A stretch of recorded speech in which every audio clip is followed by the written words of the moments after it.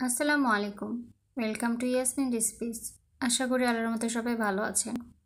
তো আমি ঈদের দিনে একটা খুব সুন্দর মজাদার সেমাই বানিয়েছিলাম।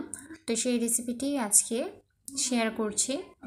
আমি এখানে 1 কাপের মতো দুধ নিয়েছি, নিয়ে দুধটাকে গরম করব।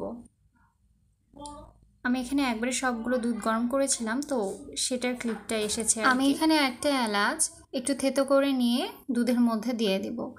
আর এখানে আমি বাদাম এবং কিশমিশ একটু তেলে ভেজে রেখে দিয়েছিলাম, সেটাও দিয়ে দেব। স্বাদ মতো চিনি দিব, আপনারা আপনাদের মিষ্টি যেমন খান তেমন দিয়ে দিবেন। আমি এখানে মিক্সড ড্রাই ফ্রুটস দিয়ে দিব, দিয়ে সব কিছু একসাথে ভালোভাবে মিশিয়ে নেব। আমার চ্যানেলটিকে সাবস্ক্রাইব করে দিবেন, আমার ফেসবুক পেজ এবং ইনস্টাগ্রাম অ্যাকাউন্ট অবশ্যই ভিজিট করবেন।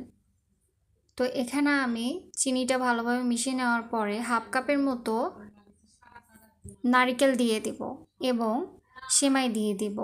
তো আমি এখানে 2 ধরনের সেমাই ইউজ করছি।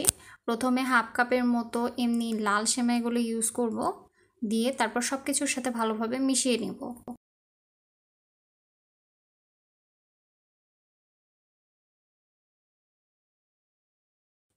তো এই সেমাইটা মিশিয়ে নেওয়া হয়ে গেছে। আমি এখন এর মধ্যে লাচ্চা সেমাই ইউজ করব।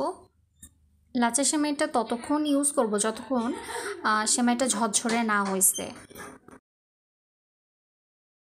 সেমাই মিক্সড করা হয়ে গেলে আমি এখানে 1/4 কাপ নারকেলের দুধ এবং 2 চামচের মতো সর একসাথে মিক্স করে দিয়ে দিব। সেমাইটা ভালোভাবে মিশিয়ে নিব। এর মধ্যে 1 চামচের মতো ঘি দিব, 1 চামচের মতো পাউডার দুধ দিব, দিয়ে ভালোভাবে মিশিয়ে নিব সব কিছু।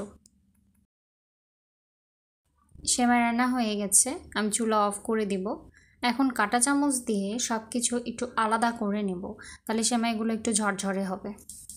আশা করি আপনাদের রেসিপিটি ভালো লাগবে। প্লিজ জানাবেন কেমন হয়েছে। তো আমি সেমাইগুলোকে এখন উঠিয়ে নিয়ে এর উপরে একটু কেটে রাখা নারকেল দিয়ে সার্ভ করব। তো সবাই ভালো থাকবেন, সুস্থ থাকবেন। আল্লাহ হাফেজ।